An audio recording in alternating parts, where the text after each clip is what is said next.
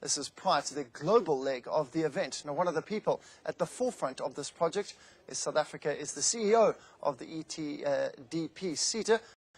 This is prior to the global leg of the event. Now, one of the people at the forefront of this project is South Africa, is the CEO of the ETDP, SETA, Nombulelo Nxesi, who's here in studio with me to unpack the competition.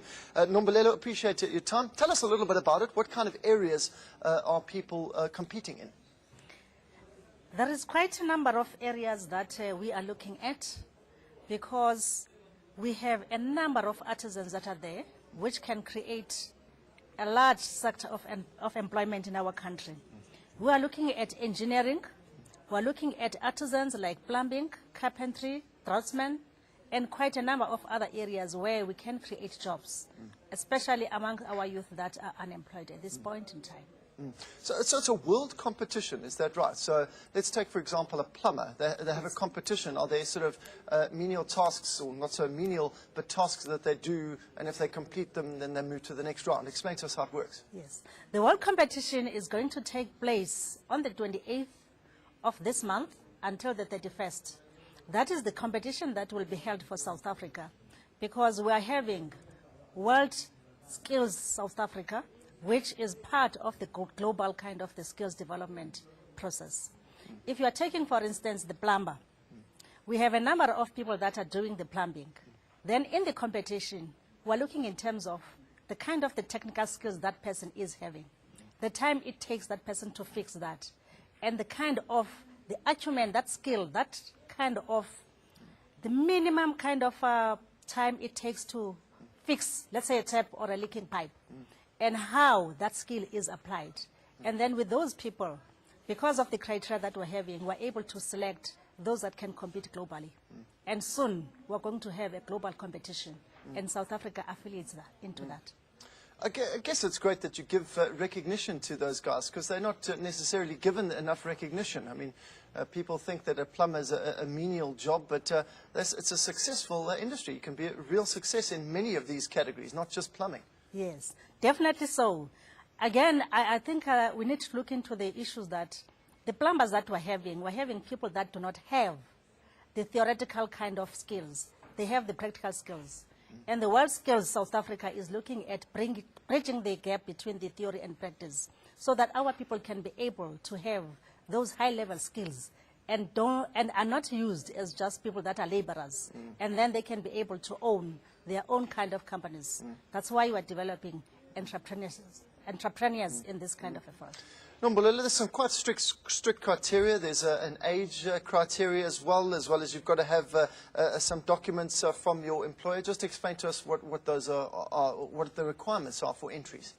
In terms of the requirements that we're looking at youth, and we define our youth in South Africa as those that are between the age of 16 and 35. And then we're looking at the people that have been able to practice that kind of a skill. They may not have the theory that we're having. Hence, we have brought in our TVET colleges to do the training and provide that theoretical aspect that is lacking in them. And therefore, in terms of that, once they compete successfully within South Africa, then we send them to our global competition. Which is how do you choose the candidates for the local competition? We choose the candidates in terms of the number of years that they have been in the field and the kind of the work that they have done. They have to bring to us some kind of the profile of evidence of what they have done, and we look at those. But they are also provided with a practical session where the judges will be able to look into the skills that they are able to demonstrate. Now, what is the role of the SETA in the development of the country?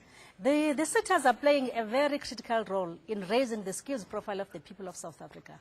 You will remember that many of the people have been neglected in terms of skills development. And at some stage, we talked about training. And training is really not development, because you can be trained and not acquire the skill.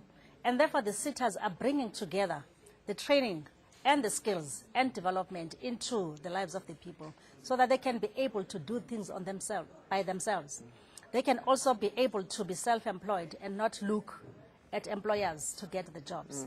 And therefore, the 21 SETAs, each and every one of them, is having a specific role. For example, ETDP SETA is responsible for providing those fundamental skills, basic writing, reading, numeracy, and other high-level skills of mathematics, because we need those skills. Then you will come to manufacturing SETA. Then they provide the specialized kind of skills. How do you manufacture a car? So that's how the SETAs complement one another, and they are able to assist our people in having high-level skills that are needed. Have we competed globally in the past, and how have we done? We have competed globally, and South Africa has done very well in the past 5 years that we have been in the global competition. It's not that at the moment I do not have those figures, but we have done very well. And most of our people have come back to South Africa having acquired those kind of the skills, because it's not just a competition, but there's also some kind of learning and exchange of ideas. And in many ways, that's more important than the actual competition itself. It's getting people to get into these industries. If you have competitions like this, it motivates people to get into those industries where we're lacking. In fact, many employers, they were very much enthused, and those kind of competitions attracted a number of people to the job prospects that were there. Right, how do people enter? We get the kind of forms that people are submitted to them.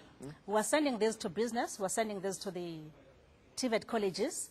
They give us those people that they think they can be able to demonstrate.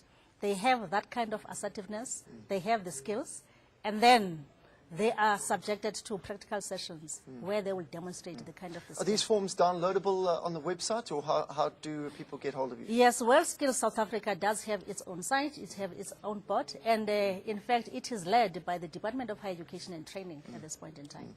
So that's www.worldskillsa.org.za. People can get all information. They can get all information that is there, and people are invited to attend the World South Africa competition, which will be held in Cape Town from the 28th. So we're hosting the world event? Yes, we're hosting it, but it's a South African component of it. Okay. And then we'll go globally in terms of that.